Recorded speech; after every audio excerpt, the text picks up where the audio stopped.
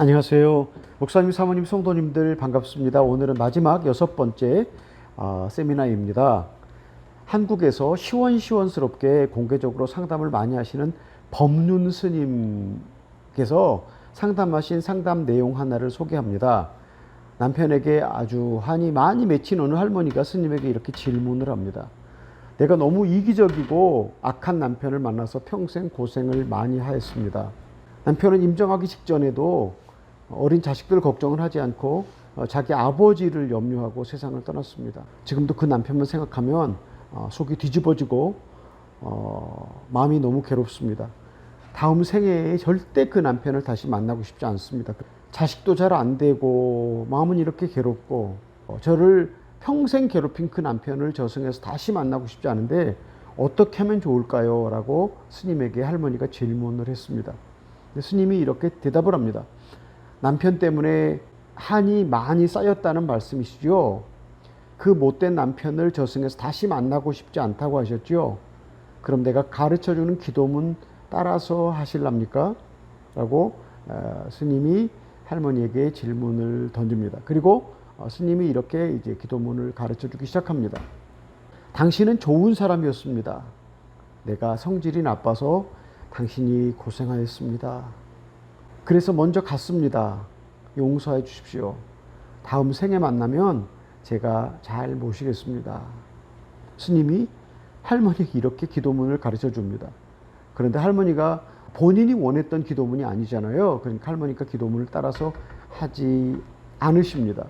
스님이 할머니가 다시 이야기합니다. 아니, 자식도 잘 안 되고 남편이 밉고 그 남편 다시 만나고 싶지 않다면서 왜 따라하지 않으십니까? 마음의 한을 풀고 자식이 잘 되게 하려면 기도문을 따라 하라고 스님이 다시 이야기합니다. 아이고, 저렇게 내 말도 안 들으니 남편 말은 얼마나 안 들었을꼬. 얼마나 남편 부하를 나게 만들었을꼬.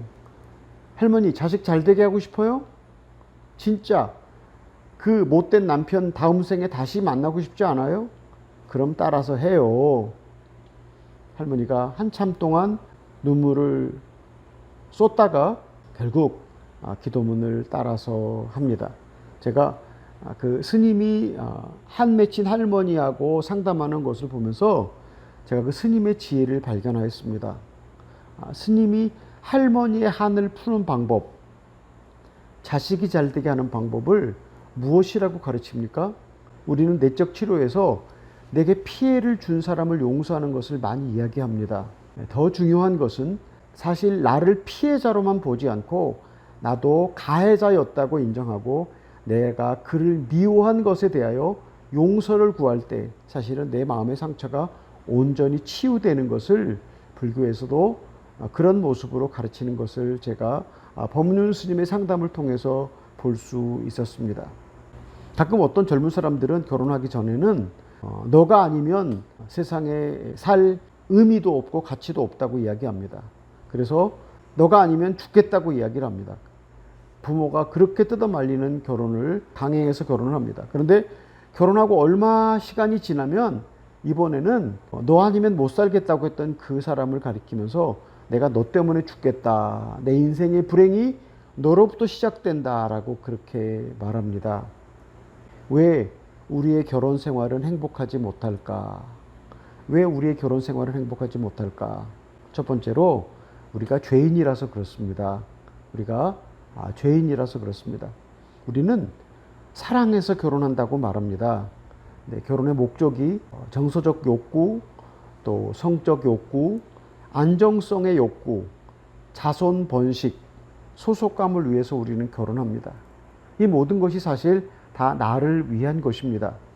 전혀 이것들을 이기적이라고 생각하지 않는데 사실은 아주 이기적입니다. 나의 이런 요구들이 배우자를 통해서 채워지기를 원합니다. 만일 채워지지 않으면 그 배우자를 평생 원수처럼 여기고 고통스럽게 살아갑니다.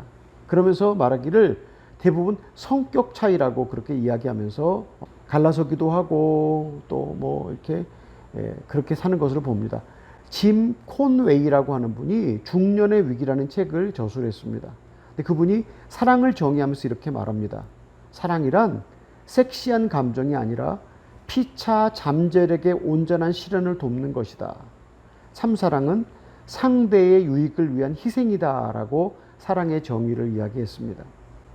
제 세미나를 들으시는 분 중에 배우자의 잠재력의 온전한 실현을 위하여 결혼하신 분 또는 배우자의 유익을 위한 희생으로 결혼하신 분 계십니까? 저도 그렇게 결혼하지 않았습니다. 사랑한다는 것, 그것 자체로 행복하게 살 것이라고 결혼을 했습니다. 첫 단추부터 잘못 끼워진 것입니다. 우리 결혼 생활이 왜 불행한가 말씀드렸죠. 우리가 죄인이고 이기적이기 때문이라고 말씀을 드렸습니다. 두 번째로 왜 우리 결혼이 불행한가? 남편과 아내의 욕구의 차이를 몰라서 그렇습니다. 그 남편의 첫 번째 욕구는 성적인 만족입니다. 두 번째 욕구는 아내와 취미 생활을 공유하는 것입니다. 세 번째 욕구는 매력적인 아내입니다. 네 번째 욕구는 아내의 내조입니다. 다섯 번째 욕구는 칭찬받고 싶은 욕구입니다. 반면 아내의 첫 번째 욕구는 무엇이었습니까? 남편에게 사랑받는 것이었습니다. 두 번째 욕구는 남편과 대화하는 것입니다. 세 번째 욕구는 남편의 정직함입니다. 네 번째 욕구는 경제적인 안정입니다. 다섯 번째 욕구는 가족에 대한 헌신입니다. 상대방 배우자의 욕구는 모르고 배우자가 내 욕구를 충족시켜 주기를 바랍니다. 그래서 문제가 생깁니다. 두 번째 결혼 생활의 문제는 배우자의 욕구를 모르고 내 욕구만 충족되기를 바라기 때문에 결혼 생활이 불행합니다. 배우자의 욕구를 모르고 내 욕구만 충족되기를 바라는 마음 때문에 결혼 생활이 불행하다는 말씀입니다. 세 번째로 남편과 아내가 서로 소통하는 법을 몰라서 그렇습니다. 남자는 남자대로 표현하고 소통을 하는 기호가 있습니다. 그런가 하면 여자는 여자대로 표현하고 소통하는 기호가 있습니다. 즉 여자는 과장과 은유적인 표현을 사용합니다. 남자들은 이런 표현을 직접적으로 받아들입니다. 그래서 서로 오해를 불러일으킵니다. 서로 말귀를 잘 알아듣지 못한다고 서로 불평을 합니다. 서로 소통하는데 성격과 기질에 따라 또 소통하는 방법이 다릅니다.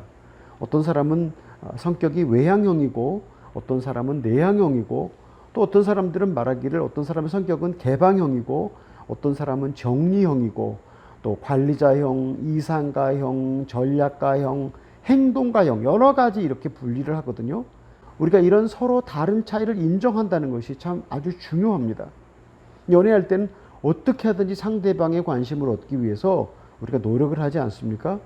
그런데 결혼하면 너무 행복할 것 같은데 그러나 서로에게 호감을 갖고 즐겁게 하여주고 싶은 사랑의 감정, 열정, 도파민이라는 호르몬 효과가 작용할 때까지입니다. 사랑의 감정, 도파민 효과가 떨어지면 그렇게 대단하고 훌륭하게 보였던 배우자도 한 인간일 뿐입니다. 남자는 목적지향적이고 과업지향적입니다. 남자는 이미 결혼을 했다는 이유로 아내에게 관심이 멀어집니다. 어느 가해정 사역자는 이렇게 이야기를 합니다. 여자는 결혼하면 오빠와 함께 행복을 위하여라는 머리띠를 띠고 마라톤을 뛰려고 한답니다. 그런데 남자는 생각하기를 잡은 고기에게 밥 주는 거 보았냐? 무슨 말인지 아시겠어요? 이미 잡은 고기에게 밥을 뭐하러 주느냐?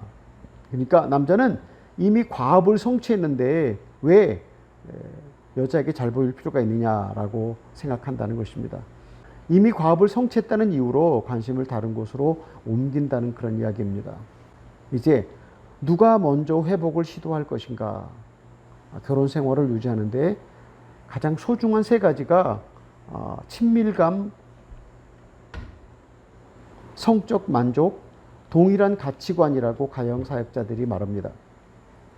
그런데 사랑의 감정을 잃어버린 부부들, 또 오래된 상처들이 차곡차곡 쌓여 있는데 해결책이 과연 있는가? 대부분의 부부들은 결혼 생활을 지키려는 선한 의도가 있습니다. 선한 의도만으로는 충분하지 않습니다.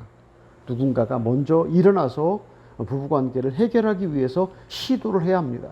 저는 우리 여자 성도님들께 먼저 일어나서 해결을 시도하기를 부탁을 드립니다. 왜냐하면 우리 남자 성도님들은 부부관계 회복에 대하여 필요는 느끼지만 시도조차 하지 않으려고 합니다. 제가 남자이기 때문에 남자들의 강팍함, 무관심을 잘 압니다. 반면 우리 여자 성도님들은 타고난 성품이 사랑이시잖아요. 그래서 사랑이기 때문에 이 부부 문제를 해결하기 위해서 기도하고 시도하고 여러 가지 해결 방법을 찾으려고 노력하는 것을 제가 알고 있습니다. 우리 여자 성도님들께 해결책이 있습니다.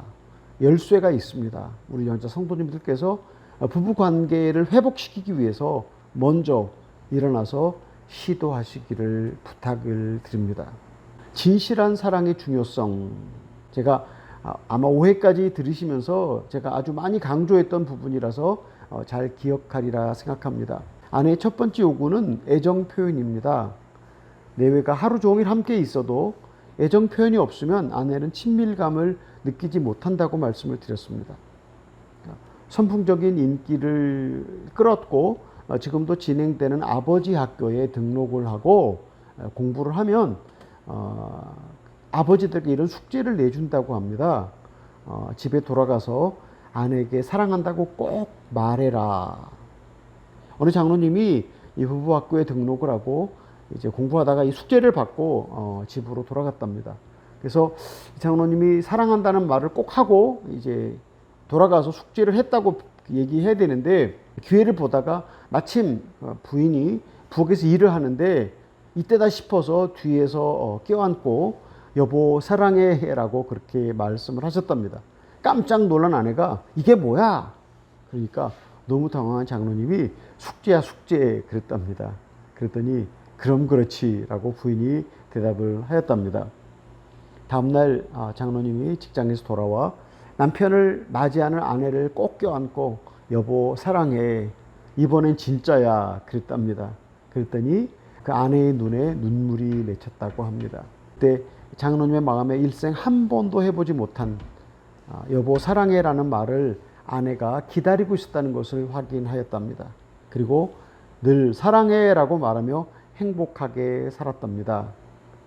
남자 성도님들, 여러분의 아내도 사랑해라는 이 말을 듣고 싶은 여자일까요? 아니면 여러분의 아내는 사랑해라는 말을 듣고 싶지 않은 그런 사람일까요?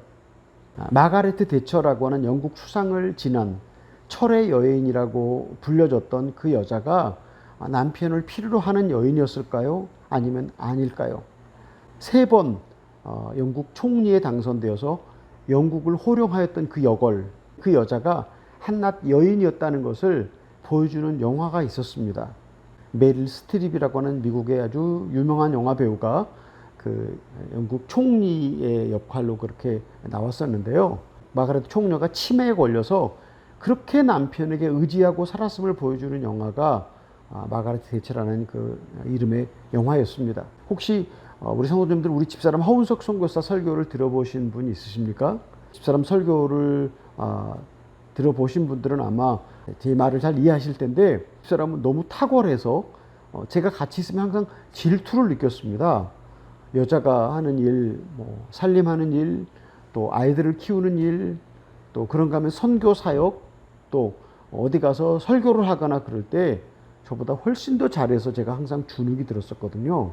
저는 우리 집사람이 이렇게 탁월하게 아이도 잘 키우고 살림도 잘하고 일도 잘하고 설교도 잘하기 때문에 우리 집사람이 저를 필요로 하는 여자라는 것을 생각하지 않고 33년을 거의 살았습니다. 그런데 암이 재발되고 죽음이 가까워졌을 때 비로소 저는 제 아내가 저를 필요로 하는 한 가냘픈 여인이었음을 발견했습니다. 그때 제가 아주 짧게 남편의 역할을 하였습니다.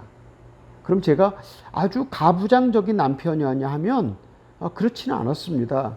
제가 군대 생활을 카투사로 미군 부대에서 했거든요. 그래서 미국 문화를 익혔습니다. 결혼 기념일이 되면 그 결혼한 연도만큼 숫자의 100장미를 선물했습니다. 또 늘 아내를 위해서 꽃집을 지나가노라면 꽃을 사서 선물했고요. 아내와 헤어져서 다시 만날 때는 기쁘고 설레는 마음으로 선물을 준비했고 꼭 가서 선물을 전해 주었습니다. 몇 번 제 아내가 저한테 이런 얘기를 했어요. 당신만큼 잘하는 남편이 또 어디 있겠냐라고 말을 했습니다. 근데 제가 미국 문화의 껍질을 알아서 사실은 그랬던 것 뿐입니다. 제 아내가 비로소 세상을 떠날 때 나는 아내를 사랑하지 않았고 나 편하자고 또 내 필요를 위해서 아내를 이용했다는 사실을 제가 발견했습니다. 우리에게는 모두 맡겨진 역할이 있지 않습니까? 아내의 역할, 엄마의 역할 또는 직장인의 역할 이런 역할들이 갖고 있잖아요. 그런 역할들을 갖고 있지 않습니까? 제 아내는 한 인간으로서 아마존에서 알러지 체질을 갖고 매일 독충에게 물리면서 살았습니다. 그래서 제 아내의 팔과 다리가 마치 소나무 껍질처럼 그렇게 상처가 많이 있었습니다. 저는 그렇게 힘들게 살아가는 아내를 위로하지도 않았고 돌보지도 않았습니다. 우리 선교지에 옛날에 아이들이 공부할 학교가 없어서 아이들을 떠나보내고 늘 제 아내는 울었습니다.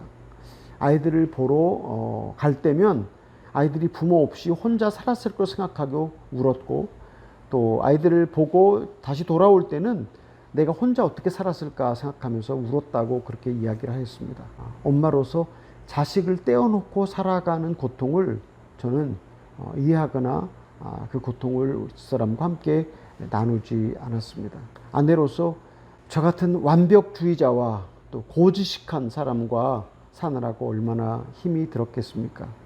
모든 것에 제 눈치를 보느라고 얼마나 숨이 막혔겠습니까? 저는 모든 것이 반듯하고 완벽해야 마음이 편합니다. 제 집사람은 좀 어지러워 있어도 아무렇지도 않더라고요. 제가 그런 것을 볼 때마다 얼굴을 찌푸릴 때 제 아내가 얼마나 고단하였겠습니까? 저는 제 방식대로 제 집사람이 모든 것을 해주기를 바라고 있었습니다. 저는 그런 아내의 고단한 삶을 배려하지 않았습니다.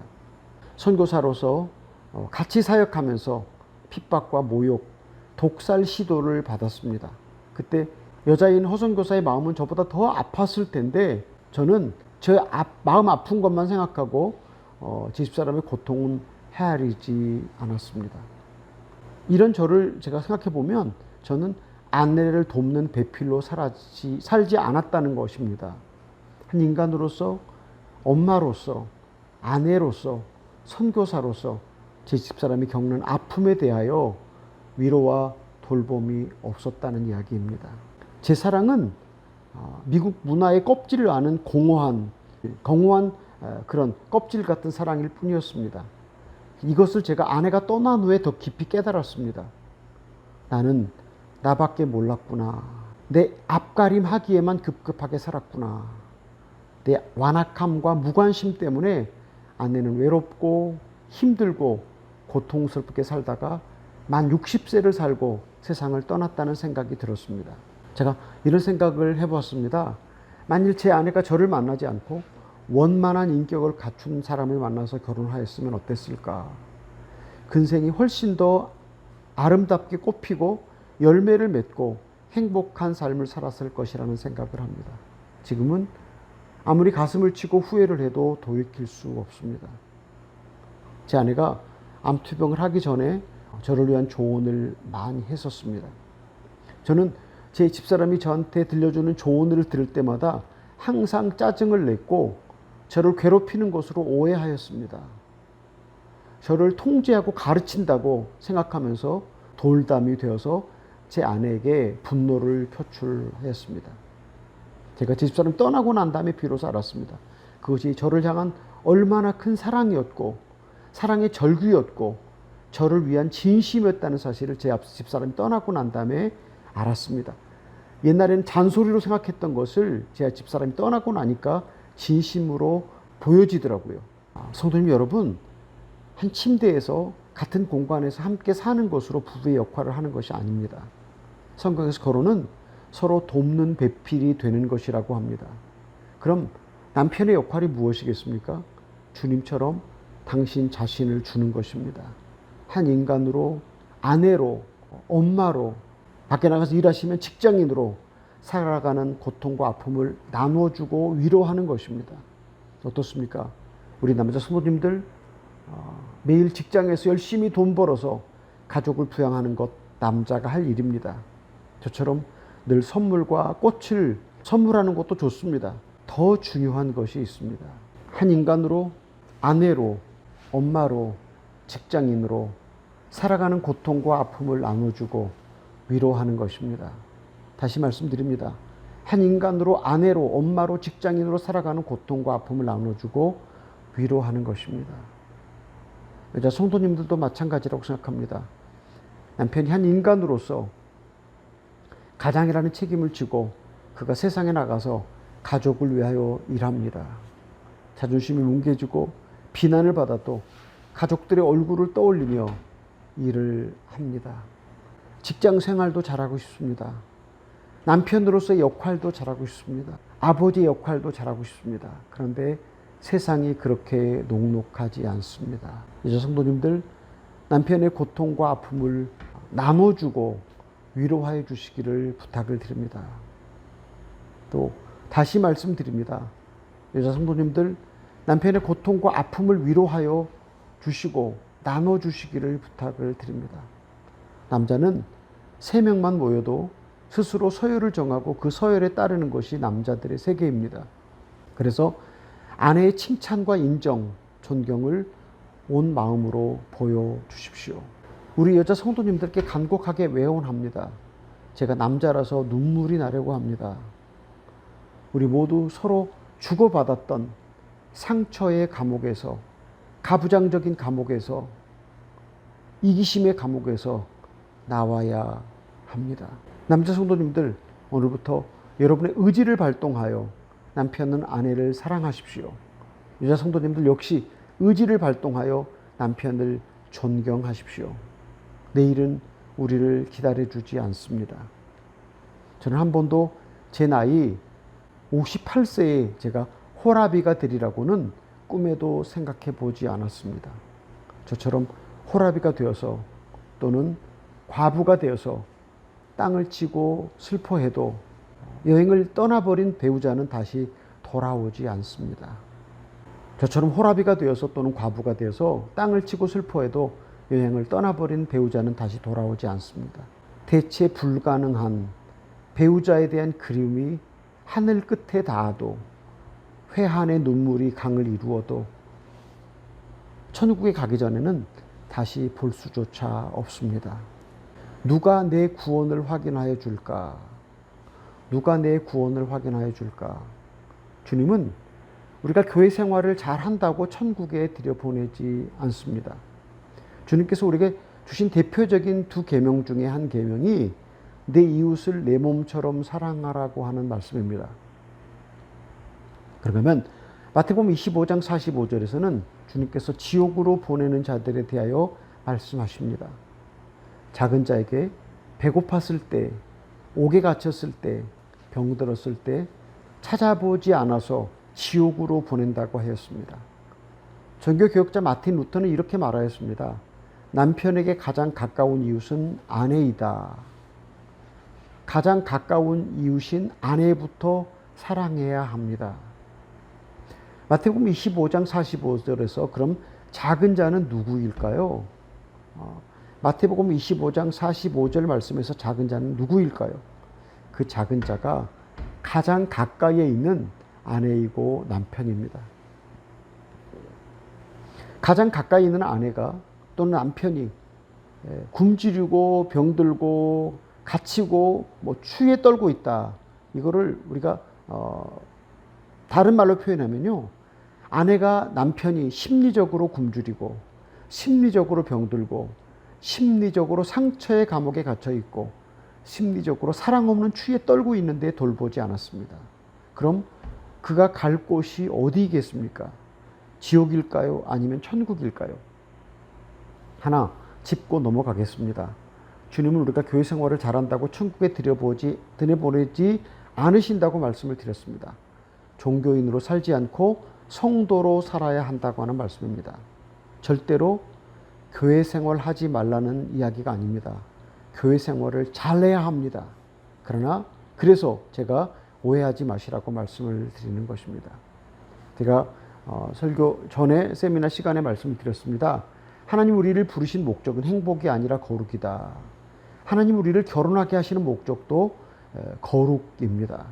음주, 흡연, 도박, 폭력, 외도, 폭언 그만두는 것 아주 중요합니다. 그런데 더 중요한 변화는 진정한 내면의 변화, 속사람의 변화입니다. 제가 오래전에 발견하고 깜짝 놀란 사실이 하나 있습니다. 우리가 종교인에서 비로소 확실히 거듭난 사람으로 바뀐 것을 우리가 종교인으로 살다가 우리가 확실히 변화된 것을 누가 어떻게 증명할 수 있을까? 우리가 교회 모임 잘 참석하고 교회 사역 잘하고 헌금 생활 잘하고 또 전도 생활 잘하고 사회에서 좋은 증거를 가지는 것이 다 교회 생활과 연결되어 있습니다. 그런데 하나님의 사람으로 변화되었다는 것을 누가 증명해 주느냐? 목사님이 증명해 줄까요? 장로님, 또 권사님, 집사님이 증명해 줄까요? 아닙니다. 아내가 증명해 줍니다. 아내가 사랑받는 것을 통하여 증명하여 줍니다. 어떻게 증명하여 주는지 아십니까? 아내가 고백하기를 내가 이제야말로 남편에게 사랑받는 존재라고 느껴집니다. 내 남편이 이제 나를 사랑합니다. 라고 고백하면 그 남편이 비로소 하나님의 사람으로 확실히 거듭난 것입니다. 아내가 그렇게 고백하면 그 남편이 하나님의 사람으로 확실히 변화된 것입니다. 마찬가지입니다. 남편도 고백하기를 이제 아내가 나를 존경합니다. 이제 아내가 나를 인정하여 줍니다. 그럼 아내가 확실히 변화된 것입니다. 이 고백이 부부간에 꼭 있어야 합니다. 여러분, 이 고백을 받고 난 다음에 주님께로 돌아가야 합니다. 종교인은 천국에 들어갈 수 없습니다. 주님을 구주로 영접하고 거듭난 하나님의 사람, 변화된 성도, 제자로 주님을 따른 사람만이 천국에 갈 수 있습니다. 누가 우리의 구원을 확인하여 줍니까? 아내가 남편의 구원을, 남편이 아내의 구원을 확인하여 줍니다. 은혜의 빛으로 살아라. 은혜의 빛으로 살아라라고 말씀을 드리고 싶습니다. 분당 우리들 교회의 김양재 목사님의 설교에서 제가 참고하는 내용입니다. 그 교회에 목자로 계신 한 성도님의 나눔이라고 그렇게 이야기를 합니다. 남편이 20년째 일정한 수입이 없습니다. 음주운전을 하고 벌금을 냈습니다. 공무집행 방해로 재판을 받고 1년 동안 재판을 받고 벌금을 냈습니다. 늘 그렇게 수입이 없는 남편이 내게 돈을 달라고 해서 짜증이 납니다. 남편은 밤에는 술을 마시고 낮에는 잠을 잡니다. 이 남편이 구원받고 천국에만 가면 좋겠다고 생각을 했는데 화가 났었습니다. 전에 살던 집을 팔고 지금은 내 식구가 곰팡이가 파는 작은 집에 살고 있습니다. 하나님이 돈 좋아하는 나를 회개하라고 하나님께서 이렇게 하신다고 믿습니다. 돈 좋아하는 나를 회개하라고 하나님이 이렇게 하신다고 믿습니다. 큰아들은 교회에 나오는데 직업이 없습니다. 남편과 둘째 아들은 교회에 나오지 않습니다. 이 모든 것이 내가 살아온 삶의 결론이라고 믿고 회개합니다. 이 모든 것이 내가 살아온 삶의 결론이라고 믿고 회개합니다. 성도님들, 20년째 일정한 수업 없이 아내 등골 빼먹는 남편, 그 남편이 돈 좋아하는 나를 위해서 하나님이 보내신 사자입니다라고 고백하고 있습니다. 등골 빼먹는 남편이 하나님이 나를 위해 보낸 사자라고 고백하고 있습니다. 무능력한 남편과 자식들, 쪼그라진 가정이 그가 살아온 삶의 결론이라고 받아들입니다. 이것이 주님을 아는, 십자가를 아는 사람의 고백입니다.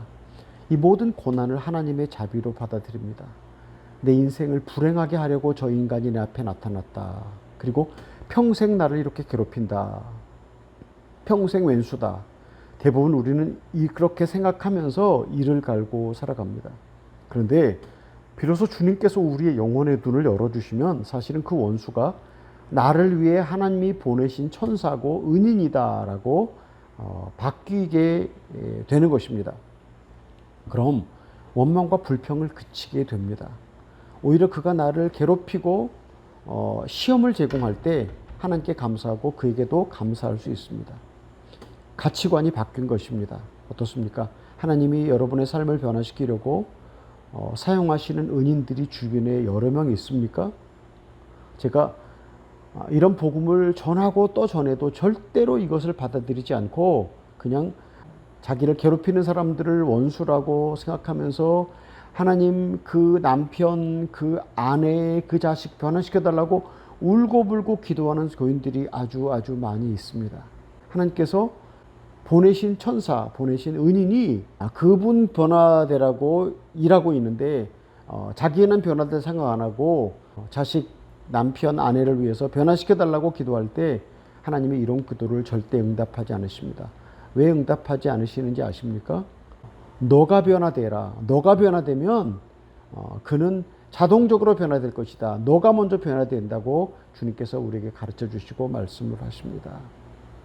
그래서 내가 변화되면 바로 나를 괴롭히고 힘들게 하던 그 원수가 아니고 은인이고 하나님 천사로 보여지기 때문입니다.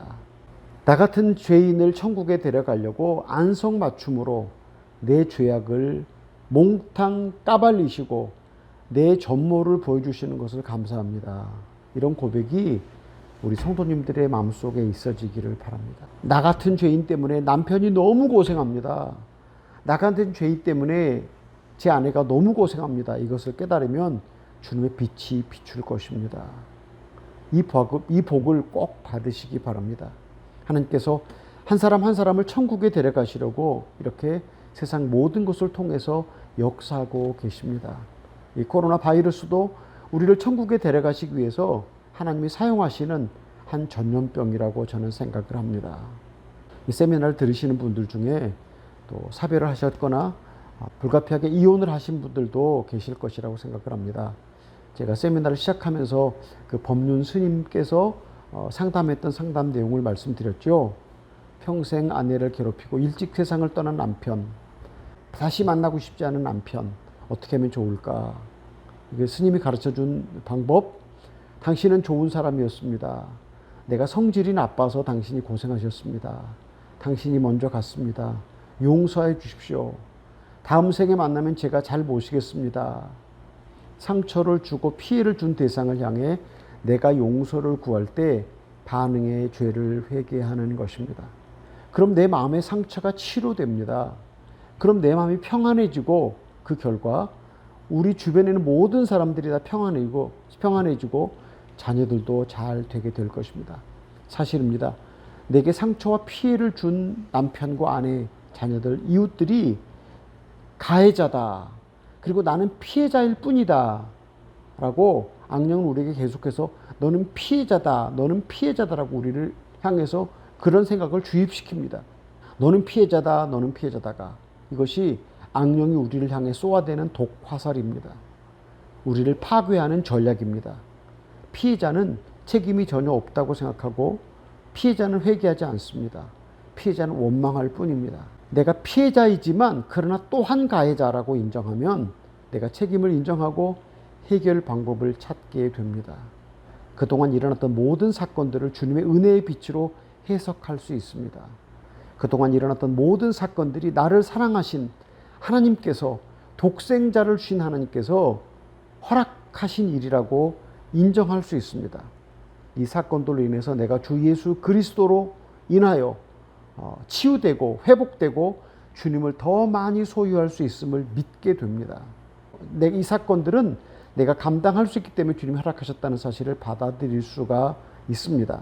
그럼 기도하면서 주님의 도움으로 우리가 일어나게 됩니다. 저는 불가피하게 이혼을 하셨거나 사별을 하신 어떤 분이라도 내가 결코 피해자만 아니고 가해자라고 인정하기를 바랍니다.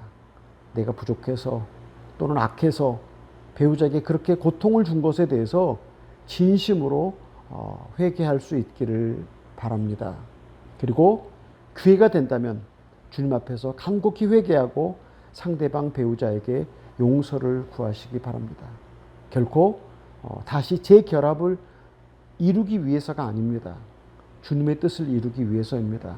주님 안에서 내가 치유되고 회복되기 위해서입니다. 우리 성도님들 아무쪼록 은혜의 빛으로 사시기를 바랍니다. 아무쪼록 은혜의 빛으로 사시기를 바랍니다. 마르지 않는 샘물을 마시라라고 말씀을 드리고 싶습니다. 마르지 않는 샘물을 마시라. 여러 가지 이유 때문에 독신으로 지내는 분들께 이야기하고 싶습니다. 또는 사별을 하셨거나 또는 이혼을 하신 분들이라도 독신으로 지내게 되시겠죠. 사도 바울은 독신이 가진 혜택에 대하여 언급을 하였습니다. 그는 종말이 가까우므로 독신으로 거해도 좋다고 이야기를 합니다. 왜냐하면 주님과 더 친밀하고 주님만 기쁘시게 할 수 있기 때문이라고 말씀하셨습니다. 저는 이 사도 바울의 말에 100% 동의합니다. 동전에 양면이 있지 않습니까? 그 동면에 양면이 있듯이 기혼자의 장점, 또 독신의 장점, 기혼자의 단점, 독신의 단점도 있습니다. 그리스도 안에서 독신의 단점은 주님과 더 친밀하게 나가게 하는 수단입니다. 독신자가 숨막히는 외로움과 홀로 있다는 두려움, 가난에 대하여 배우자의 보살핌이 아닌 주님의 위로와 돌봄을 더 경험할 수 있습니다. 사도 바울은 늙고 병들고 감옥에 갇혀 있어도 담대하게 밖에 있는 교인들을 향해서 기뻐하라고 빌립보서에서 권면합니다. 그는 감옥 생활의 고통 그 모든 것을 초월하여서 진실로 기쁨이 충만하였기 때문에 그렇게 도전할 수 있었습니다. 그러나 저는 독신으로 계시다가 다시 결혼하는 것도 두 손을 들어서 환영합니다. 재혼을 통해서 상처가 치유되고 회복되고 행복한 인생을 사는 것도 주님의 은혜이기 때문입니다. 기혼자나 독신 우리 모두는 이 땅에서 모든 삶을 통하여 영원하신 우리의 신랑이신, 영원하신 우리의 주님이신 그 주님과 영적 결혼을 준비하는 것입니다. 하나님께서 우리 이 땅에 보내신 목적이 무엇입니까? 모든 면에 거룩하여서 그리스도의 장성한 분량에 이르러 우리의 본향 천국으로 돌아가는 것입니다. 제가 여러 번 말씀드린 적이 있는데요. 우리 호르몬 중에 하나인 도파민 효과에 대해서 말씀을 드리지 않았습니까? 어떤 상대를 만나서 가슴 뛰는 행복함이 도파민 효과잖아요. 근데 효과는 최고로 길면 2년 반이라고 합니다. 1년에 끝날 수도 있고 더 짧게 끝날 수도 있고 아무리 길어야 2년 반인데 우리는 주님 안에서 이 도파민 효과를 계속 누릴 수 있습니다. 주님 안에서 우리가 이 도파민 효과를 계속 누릴 수 있다고 말씀을 드립니다. 아내로서 남편을 존경하고 그를 돕기 위하여 나를 쳐서 복종시킬 때입니다. 또 남편으로서 아내를 사랑하고 섬기려고 내가 회개할 때입니다. 설령 배우자가 주님께서 원하시는 대로 곧 바꿔지지 않아도 행복합니다. 왜냐하면 내가 변화되고 성숙함에 이르면 배우자가 줄 수 있는 어떤 사랑이나 존경보다 주님 안에서 더 감사하게 행복한 삶을 주님과 함께 누릴 수 있기 때문입니다. 그래서 주님이 우리에게 주시는 이 행복과 감사는 도파민 효과와 비교할 수 없는 계속되는 것이라고 하는 말씀을 드리는 것입니다. 저는 독신으로 살아도 마찬가지라고 생각합니다. 내가 주님을 사랑하고 형제들을 사랑하기 위하여 자아를 죽음에 넘길 때 주님께서 우리에게 풍성한 기쁨을 주십니다. 기혼자나 독신자나 누구나 다 주님의 뜻을 이루기 위하여 자신을 부인하고 십자가를 질 때 주님은 영원히 마르지 않는 샘물 같은 행복과 기쁨을 우리에게 주십니다. 기혼자나 독신자나 누구나 다 주님의 뜻을 이루기 위하여 자신을 부인하고 십자가를 질 때 주님은 우리에게 영원히 마르지 않는 샘물과 같은 행복과 기쁨을 우리에게 주십니다. 이것은 도파민이 주는 효과보다 훨씬 더 계속되는 그런 영원히 마르지 않는 샘물입니다. 우리 자녀들에게 어떤 유산을 물려줄 것인가? 결혼한 부부는 서로 사랑하며 행복하게 사는 것이 하나님의 뜻입니다. 행복하게 사랑하는 부부를 통해서 하나님의 뜻이 이 땅에서 이루어집니다. 하나님의 뜻이 이 땅에서 이루어질 때 자녀들이 다음 세대를 이어서 하나님의 뜻을 이루어 갈 것입니다. KBS 다큐멘터리를 통해서 제가 찾은 자료입니다. 아기의 2세, 3세 때 감정의 뇌가 가장 빠르게 발달한다고 합니다. 그 시기에 부모의 사랑을 충분히 받으면 3살이 될 때까지 성인 뇌의 80%까지 발달한다고 합니다. 반대로 부모의 사랑을 받지 못하고 충분히 받지 못한 아기는 뇌가 성장하지 못하고 감정적인 것을 잘 못 느끼게 된다고 합니다. 역시 부모의 사랑과 보호를 잘 받지 못한 아이들은 뇌가 절반밖에 받지 못한 것을 이렇게 보여주는 것을 보았습니다. 더불어 부모의 사랑과 보호를 충분히 받지 못한 아기들은 감정 조절 능력, 스트레스 해결 능력 등이 현저하게 떨어집니다. 이런 아기들은 성장에서도 계속해서 정서적인 문제를 갖고 살아나간다고 합니다. 부모가 아기에게 보여주는 관심과 사랑이 한 아이의 전 인생에 중요한 영향을 미치는 것을 증명해 주는 것을 보았습니다. 제가 정태기 교수님의 강의에서 들은 내용입니다.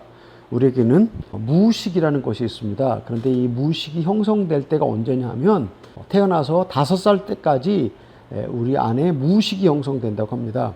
그때는 우리가 기억을 못 하는데 아이가 느끼는 그런 것들이 무의식에 아주 중요한 영향을 미친다고 합니다. 부모가 서로 사랑하고 행복한 모습을 보고 자라는 아이들은 무의식이 평안하게 형성된다고 합니다. 그런가 하면 아이가 있는 데서 부모들이 다투고 싸우고 불안한 모습을 부모들이 보이게 되면 불안한 무의식이 형성된다고 합니다. 평안한 가정에서 자라서 무의식이 평안하게 형성된 아이들은 그가 가진 능력의 100%에서 90%를 창의적인 일에 사용한다고 합니다. 능률적인 일에 사용한다고 합니다. 그리고 10%를 불안이나 염려를 해결하는 데 사용한다고 합니다. 반면 부모가 다투고 불안하게 그 무의식이 형성된 아이들은 그가 가진 능력의 100% 중에서 90%를 불안과 염려를 해결하는 데 사용한다고 합니다. 10%만 능률적이고 창의적인 일에 사용한다고 합니다. 부모가 자식들에게 어떤 모습을 보여주느냐가 한 인생의 삶의 전반에 심각하게 영향을 미친다고 하는 것입니다. 무의식이 불안하게 형성됐을 경우에 정서적으로 많은 문제를 일으켜서 우울증에 걸리기도 하고 또 그 다음에 사회적으로 활동을 잘 못하기도 하고 여러 가지 문제를 제공한다는 것입니다. 세상에 어떤 부부도 자녀의 삶에 고통을 유산으로 물려주고 싶은 부모는 없습니다. 부모가 어떤 희생을 하더라도 자녀들에게 최고의 것을 물려주고 싶어 합니다. 부부가 다투지 않고 행복하고 서로 사랑하는 모습을 보여주는 것이 자녀에게 최고의 교육이고 가장 위대한 유산을 물려주는 것입니다. 제가 알기로 외국에 거주하는 교포 대부분이 한국을 떠난 이유가 자녀 교육이라고 그렇게 알고 있습니다. 자녀를 위하여 이민을 가신 우리 성도님들, 부부 관계를 회복하는 것이 자녀에게 제공하는 어떤 혜택보다 훨씬 더 중요합니다. 자녀에게 가장 좋은 것, 그것은 부모가 서로 사랑하며 행복한 모습을 보여주는 것입니다. 미국 미조리주 세인트루이스 대학 도서관 옆에는 두 가문 연구 결과가 벽에 붙어 있다고 합니다. 246년 전에 매사추세츠주 뉴햄프턴이라는 도시에 조나단과 사라라는 부부가 살았답니다. 그런가 하면 약 100리 떨어진 곳에 스미스와 제니라는 부부가 살았습니다. 거의 같은 학력과 같은 경제적 능력을 가진 집안이었습니다. 두 가정 모두 다 11명의 자녀를 두었습니다. 조나단과 사라라는 이름의 부부는 조나단이 남편이고 사라가 부인인데 이 부부는 아이들 앞에서 서로 사랑하고 기도하고 성경 읽는 그런 모습을 항상 보여주었답니다. 부부가 아주 서로 화목한 그런 부부였던 것 같습니다. 그들은 자녀들에게 기도를 강요하거나 성경 공부를 강요하거나 또 공부하라고 강요하지 않았는데 그 11명의 자녀들이 어떻게 자랐는가 하면 그 부모들이 보여준 모습 그대로 그 자녀들도 자라서 부부가 서로 사랑하고 성경 읽고 기도하고 그렇게 살았다고 합니다. 또 그 손자, 증손자들도 역시 같은 모습으로 살았다고 합니다. 그리고 240년이 지났습니다. 이 가문에서 어떤 사람들이 나왔냐? 부통령 1명, 주지사 7명, 대학 총장 27명, 장차관 87명, 의사 600명, 변호사 700명, 목사 300명, 미국에서 재벌 75명, 세계적 발명가 25명, 시장 수십 명이 나왔다고 합니다. 조나단과 사라의 후손들로 인해서 미국과 전 세계 사람들이 큰 혜택을 입었다고 합니다. 반면 같은 조건의 경제력, 학력 그리고 자녀의 수까지도 비슷했던 스미스와 제니 가문은 어떻게 되었을까요? 스미스와 제니는 서로 타락을 해요. 술 마시고 부부끼리 싸우고 집안이 난장판이 되었다고 합니다. 스미스와 제니 가문의 11명의 자녀들은 부모가 싸우고 서로 술 마시고 서로 증오하는 모습을 보고 자랐습니다. 그 11명의 아이들도 똑같이 부모처럼 싸우고 술 마시고 미워하는 모습을 보고 살았습니다. 손자들도 역시 마찬가지로 그 부모가 하는 모습을 보고 그대로 따라 살았습니다. 그리고 246년이 지나고 어떤 결과가 나왔겠습니까? 후손 중 119명이 형무소에서 사형을 당했다고 합니다. 그리고 3분의 1이 정신병원에서 죽었다고 합니다. 선량한 미국 시민들 800명이 이 스미스 제니 가문 사람들로 인하여 살해를 당하고 피해를 보았다고 합니다. 성도님들, 부부가 화목하고 주님을 사랑하고 살았던 두 내외 조나단과 사라의 가정은 미국의 명문가가 되었습니다. 그 후손들로 인하여 미국과 전 세계가 도움을 입었습니다. 그런가 하면 서로 다투고 불화하고 하나님을 사랑하지 않았던 스미스와 제니 가정은 범죄자의 소굴이 되었습니다. 그 후손들로 인하여 많은 선량한 미국 사람들이 목숨을 잃었고 피해를 입었습니다. 우리 성도님들, 자녀들에게 무엇을 유산으로 물려주고 싶으십니까? 우리 성도님들의 자녀들에게 주님을 유산으로 물려주시기 바랍니다. 부부가 행복하고 평안하게 사는 삶을 유산으로 물려주시기 바랍니다. 많은 물질도 아닙니다. 높은 학력도 아닙니다. 그 어떤 것보다 중요한 것이 주님을 유산으로 물려주는 것입니다. 부부가 행복하고 평안하게 사는 삶을 유산으로 물려주는 것이 가장 최선이라고 하는 말씀입니다. 이제 결론을 말씀드리겠습니다. 제가 세미나를 진행하면서 여러 번 사랑은 열정이나 감정이 아니라 의지의 표현이라고 말씀을 드렸습니다. 제가 앞에서 인용했던 짐 콘웨이가 정의한 사랑의 정의도 사랑이란 섹시한 감정이 아니라 피차 잠재력의 온전한 실현을 돕는 것이다. 참 사랑은 상대의 유익을 위한 희생이다 라고 말씀을 드렸습니다. 대부분의 부부들이 선한 의도를 갖고 있다고 말씀을 드렸습니다. 그러나 선한 의도만으로는 충분하지 않습니다. 우리 남자 성도님들, 의지로 아내를 사랑하십시오. 우리 여자 성도님들, 의지로 남편을 존경하십시오. 가장 아름다운 모습, 사랑의 모습이 고린도전서 13장 4절로 7절에 있는 말씀입니다. 사랑은 오래 참고 온유하며 아주 아름다운 사랑의 말씀입니다. 이 고린도전서 13장 4절 7절 말씀을 여러분들의 의지로 사랑의 꽃을 피우시기 바랍니다. 여러분의 의지로 사랑의 꽃을 피우시기 바랍니다. 장장 6회에 걸쳐서 온라인으로 부부 세미나에 참석하여 주신 성도님들 너무 감사합니다. 얼굴을 대면하지도 못하고 또 질문도 받지 못하고 이제 끝을 맺습니다. 성도님들의 반응이 아주 궁금합니다. 제 세미나가 조금이라도 도움이 되었다면 메일이나 카톡으로 알려주시면 대단히 감사하겠습니다. 우리 목사님, 사모님, 모든 성도님들 제 세미나 잘 들어주셔서 너무 감사합니다. 감사합니다.